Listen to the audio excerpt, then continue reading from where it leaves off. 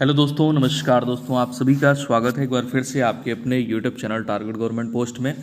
और Allahabad High Court group C D driver इन पदों की भर्ती की तैयारी आप लोग यहां से जुड़ के कर सकते हैं। अगर नहीं जुड़े हैं तो जुड़ जाइए, नीचे दिए गए रेड कलर की सब्सक्राइब बटन दबाकर और बगल में की घंटी दबा लें, ऑल पे क्लिक कर लें, जिससे कि आपको आगे की जितनी भी क्लासें हैं उनका समय से नोटिफिकेशन मिलता रहे और जो भी अपडेट्स आएंगी उनके नोटिफिकेशन आपको समय से मिल सकें।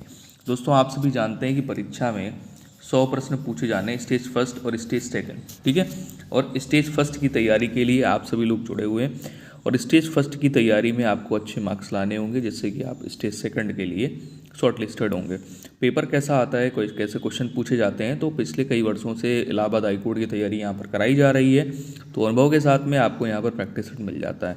दोस्तों, ऐसे ही जैसे मैं क्वेश्चन यहाँ पर कराता हूँ, इनकी प्रैक्टिस करिए और ये देखिए कौन से टॉपिक हैं जिसमें आपको समस्या हो रही है या वो टॉपिक में आप क्वेश्चन सही नहीं कर पा रहे हैं, तो खास तौर से इसका ध्यान दें।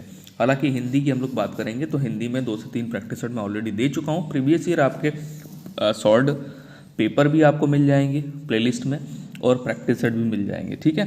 सिलेबस में कोई बदलाव नहीं हुआ है, सिलेबस जैसे पहले था प्रीवियस ईयर वैसा ही सिलेबस इस साल भी रहने वाला है, कोई बदलाव नहीं है, सिलेबस में कोई चेंजमेंट नहीं है, ठीक है। चलिए, तो देखिए इंग्लिश की प्रैक्टिस सेट आपको मिल रही है, इंग्लिश की क्लास मिल रही है, ठीक है। हिंदी के प्रैक्टिस सेट आपको मिल रहे हैं। अब यहाँ पर बात ये आ जाती है कि हिंदी के टॉपिक वाइज आपको क्लासें भी मिल जाएंगी, प्लेलिस्ट में ऑलरेडी पड़ी हुई हैं और आप लोगों ने पढ़ भी रखे होंगे। कुछ लोग ऐसे स्टूडेंट होंगे जो मान लीजिए जैसे यूपीएसआई की तैयारी कर रहे हैं या यूपी पुलिस कांस्टेबल की तैयारी कर रहे थे, तो उन सभी को हिंदी की केवल प्रैक्टिस करनी है, ठीक है। और जिनको हिंदी पढ़ना है तो हिंदी की भी टॉपिक वाइज क्लासें यहाँ पर अवेलेबल है, वहाँ से जाके आप क्लियर कर सकते हैं। बाकी आप मेरे को कमेंट में बता दिया करिए कि कौन सा टॉपिक करवाना है, तो स्पेशली मैं उसके लिए एक वीडियो बना के आप लोगों तक पहुंचा दूंगा, ठीक है। तो वो क्लास आपको मिल जाएगी। चलिए क्लास को शुरू कर लेते हैं, लेट लपेट नहीं करेंगे। पहला क्वेश्चन ये रहा, हिंदी से शुरुआत करेंगे आज, ठीक है। हिंदी के मैं टॉपिक वाइज आपको प्रैक्टिस सेट दे रहा हूँ, हिंदी, इंग्लिश और जीके का भी प्रैक्टिस सेट देना मैंने शुरू कर दिया है, तो प्रैक्टिस सेट जरूर से ज़रूर लगाएं, बहुत इंपॉर्टेंट है आपके लिए, बहुत हेल्पफुल होने वाला है, ठीक है। ऐसे ही क्वेश्चन आपको पेपर में मिलेंगे। और अब इसके बाद में आपको मैथ्स के भी प्रैक्टिस सेट मिलने लगे, क्योंकि मैथ में जो इलाहाबाद हाई कोर्ट का पेपर आता है वो बिल्कुल अलग आता है बाकी अन्य परीक्षाओं से, ठीक है। चलिए, तो यहाँ पर पहला क्वेश्चन है, इसमें कह रहा है कि हिंदी स्वरों का वर्गीकरण जब जीव के भाग के आधार पर किया जाता है, किसका? स्वरों का वर्गीकरण जीव के आधार के अनुसार किया जाता है या जीव के भाग के आधार पर किया जाता है, तो निम्नलिखित में से कौन सा भेद इसके अंतर्गत नहीं आएगा? तो भेद आता है ना, जीव के भाग के आधार पर अगर स्वर का वर्गीकरण किया जाता है तो किस प्रकार किया जाता है? अग्रस्वर होता है, आगे वाला भाग अग्रस्वर हो गया, ठीक है, अग्रस्वर होता है, और मध्य स्वर होता है, यानी जीभ का मध्य भाग जहां से स्वरों का उच्चारण होता है उसे मध्य स्वर कहते हैं, और पश्च स्वर होता है, जीभ का पीछे का भाग पश्च स्वर उच्चारित करता है, ठीक है। यहां पर ये विवृत स्वर ऑप्शन में सही नहीं होगा, यही पूछा गया था यहाँ पे। तो ये भेद 3 होते हैं, ध्यान रखने हैं, ऑप्शन नंबर डी यहाँ पे गलत आंसर हो जाएगा। चलिए अगले क्वेश्चन पे आ जाएंगे। सेकंड नंबर, अगर आपको सही उत्तर पता है तो कमेंट सेक्शन में कमेंट करें, जरूर बताया करें।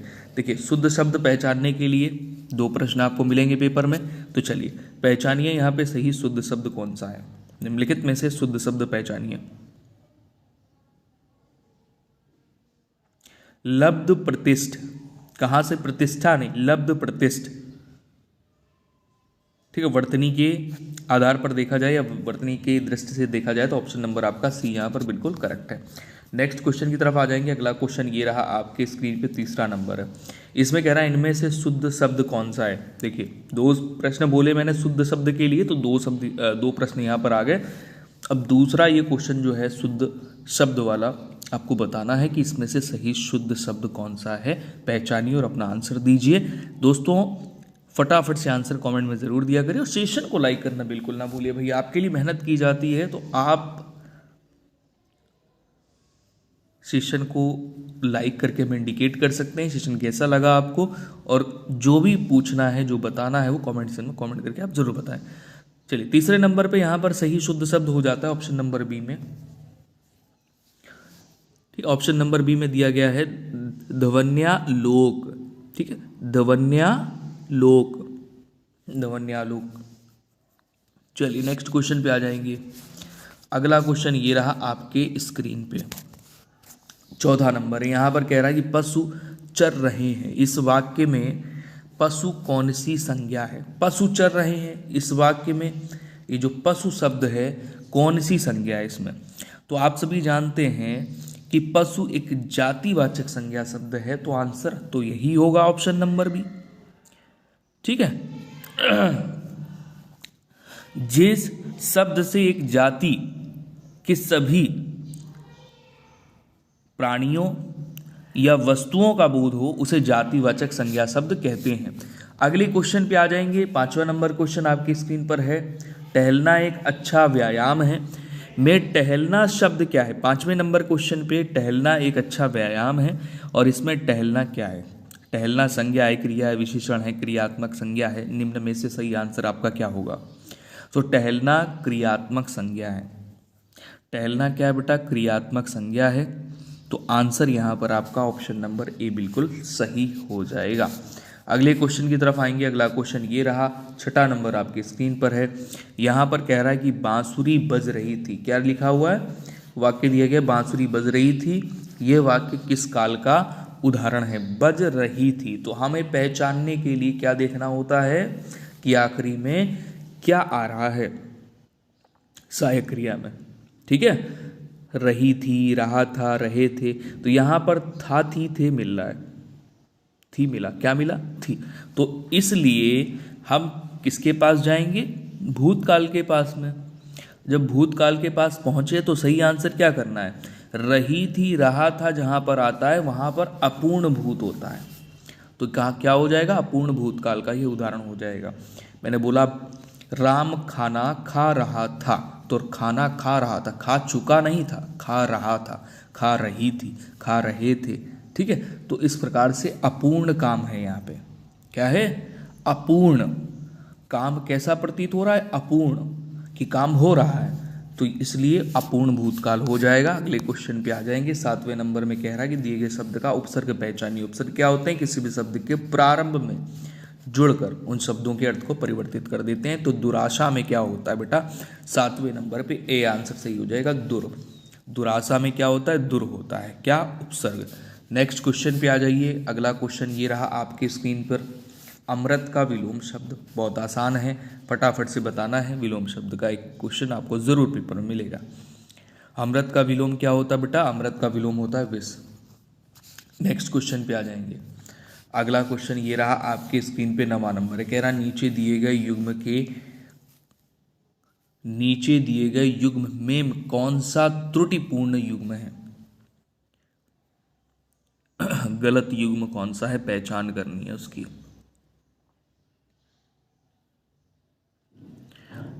देखिए अनंत का ऑप्शन नंबर बी, अनंत का यहाँ पे सानंत, अनंत का शांत, और जड़ का चेतन। ठीक है, आकृष्ट विकृष्ट सही है, ये विलोम दिए गए। अनंत का शांत, जड़ चेतन, आकृष्ट का विकृष्ट। ध्यान देना, अनुग्रह का आग्रह, ये विलोम सही नहीं, क्योंकि अनुग्रह का जो विलोम होता है वो विग्रह होता है, ये सही नहीं है। तो आंसर यहाँ पर ऑप्शन नंबर ए राइट होगा। अगले क्वेश्चन की तरफ आएंगे। 10वां नंबर क्वेश्चन है। यहाँ पर कह रहा अर्थ के आधार पर शब्द कितने प्रकार के होते हैं? मोस्ट इंपॉर्टेंट क्वेश्चन है। शब्द के प्रकार में आप लोग क्वेश्चन गलत करके आ जाते हैं। 10वें नंबर पर राइट आंसर हो जाएगा अर्थ के आधार पर। किसके आधार पर? अर्थ के आधार पर शब्द के 4 भेद होते हैं। ठीक है, 4 भेद होते हैं। कौन कौन से?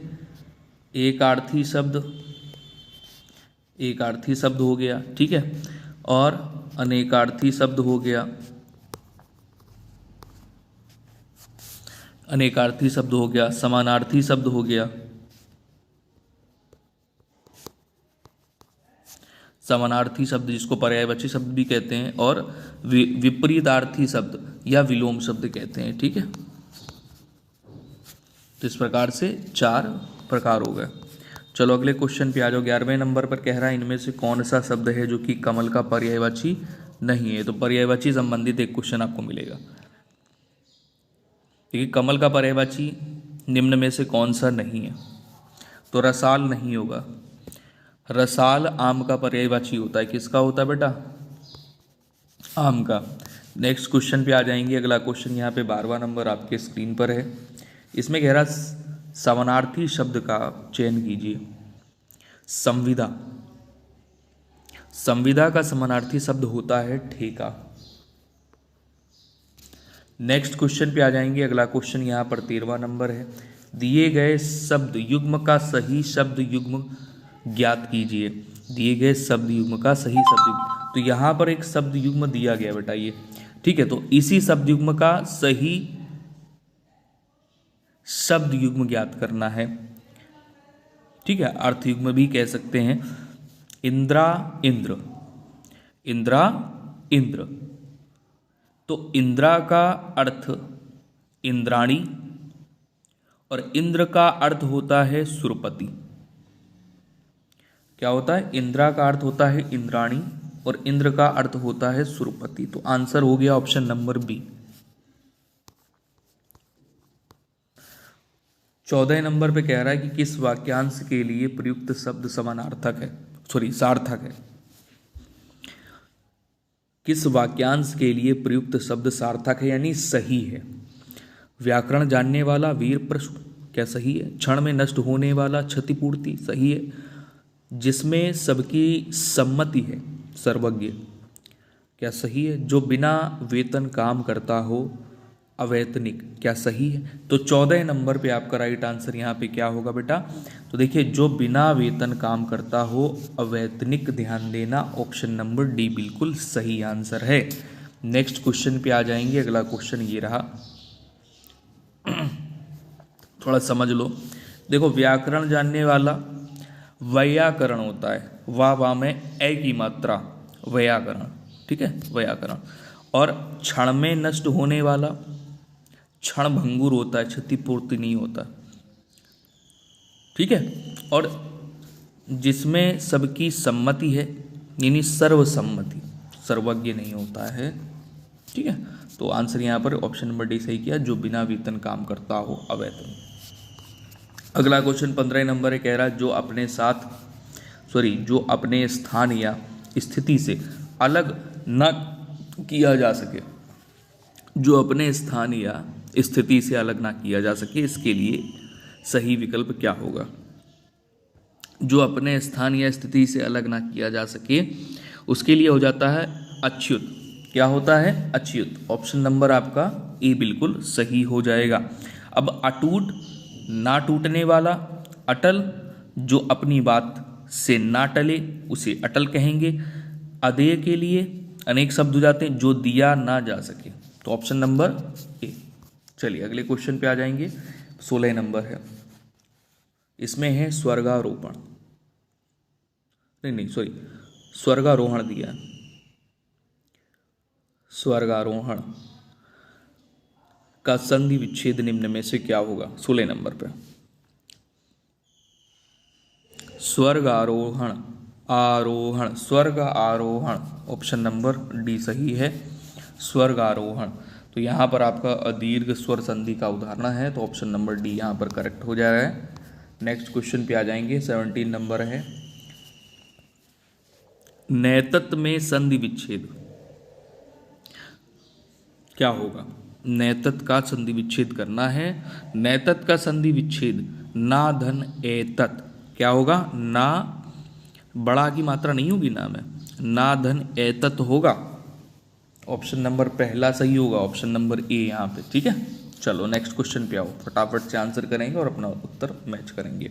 अनुरूप में कौन सा समास होगा? काफी अच्छा क्वेश्चन है। अनुरूप में कौन सा समास होगा? यानी रूप के अनुसार। अनुरूप का जब समास विग्रह करेंगे तो क्या बन जाएगा? रूप के अनुसार, अनुरूप। ठीक है। अच्छा, जहां पर आपको जैसे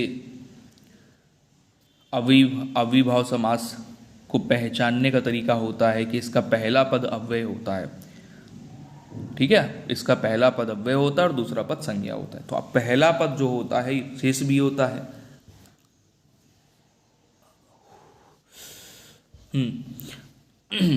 तो यहां पर आपका अव्ययीभाव समास हो जाएगा।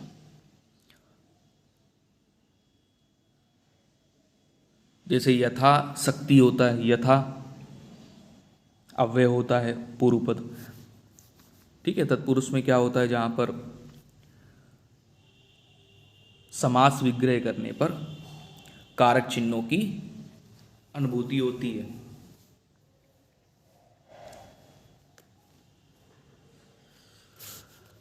चलिए 19 नंबर पे आएंगे। थोड़ा पैर में दर्द है इस चक्कर से। निम्नलिखित में से कौन सा सामासिक युग्म सही है?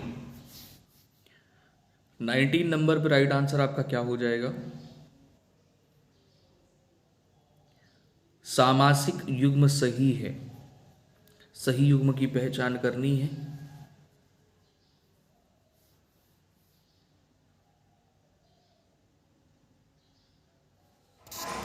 ठीक है, इसमें तो आपको अव्ययीभाव समास करना है 18 नंबर पर अनुरूप में। चलिए, अनु आ जाए, बड़ा आ जाए, यथा आ जाए, वहाँ पे सभी जगह अव्ययीभाव समास होता है। यहाँ पे 19 में right answer option number C हो जाएगा, कर्महीन तत्पुरुष समास है। ठीक है, समासिक विग्रह करोगे तो आपको कारक चिन्ह यहाँ पे मिलेगा, कारक विभक्ति, कारक चिन्ह। कर्महीन में तत्पुरुष समास यहाँ पर हो जाएगा। समासिक विग्रह क्या होता है इसका? कर्म से हीन, कर्महीन। चलो नेक्स्ट क्वेश्चन पे आ जाओ। अगला क्वेश्चन ये रहा आपके स्क्रीन पे, 20 नंबर है। सहृदय की अवधारणा किस संप्रदाय से संबंधित? सहृदय की अवधारणा किस संप्रदाय से संबद्ध है? देखिए, सहृदय की अवधारणा रस संप्रदाय से संबद्ध है। सहृदय, ठीक है। सहृदय श्रोता तथा पाठक को कहा जाता है। नेक्स्ट क्वेश्चन पे आ जाएंगे। 21 नंबर क्वेश्चन ये रहा। यहाँ पे पंक्तियां दी गई हैं। रघुकुल रीति सदा चली आई, प्राण जाए पर वचन न जाई। तो प्रस्तुत पंक्ति में कौन सा अलंकार है, पहचानना है आपको।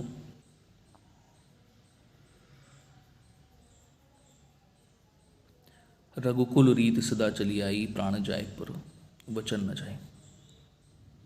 यहाँ पर अनत्या अनुप्रास है, ऑप्शन नंबर ए राइट करेंगे, बाकी कोई भी ऑप्शन यहाँ पे सही नहीं होगा। यहाँ पर दी गई पंक्तियों में अनत्या अनुप्रास है। जहाँ एक ही स्वर और एक ही व्यंजन की आवृत्ति होती है वहाँ पर अनत्यानुप्रास होता है। नेक्स्ट अगले क्वेश्चन पे आ जाएंगे। 22 नंबर है। खुदा गंजे को नाखून ना दे, कहावत का अर्थ क्या है?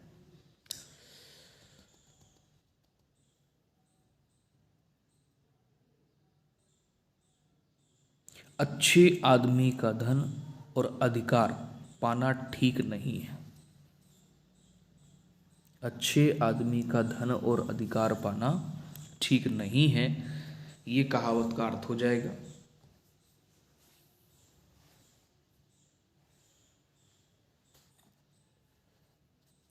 सॉरी, अच्छे बोल रहा हूं दर्द की वजह से। ओछे ओछे ओछे आदमी, ठीक है। नासमझ आदमी को धन और अधिकार पाना ठीक नहीं है। चलिए ऑप्शन नंबर आपका यहाँ पे सही हो गया। और देखिए 25 क्वेश्चन आने हैं, 3 क्वेश्चन आपके आ जाएंगे पैसेज से, ठीक है। गद्यांश पद्यांश, गद्यांश आता है जिसमें 3 क्वेश्चन आपको करने होंगे, ठीक है। PDF मैं आपको टेलीग्राम पे दे दूंगा, वहाँ से आप लोग ले लीजिएगा। इसके बाद में आपको अंग्रेजी का प्रैक्टिस सेट मिलेगा। जय हिंद सभी को। सेशन को लाइक और शेयर ज़रूर करें।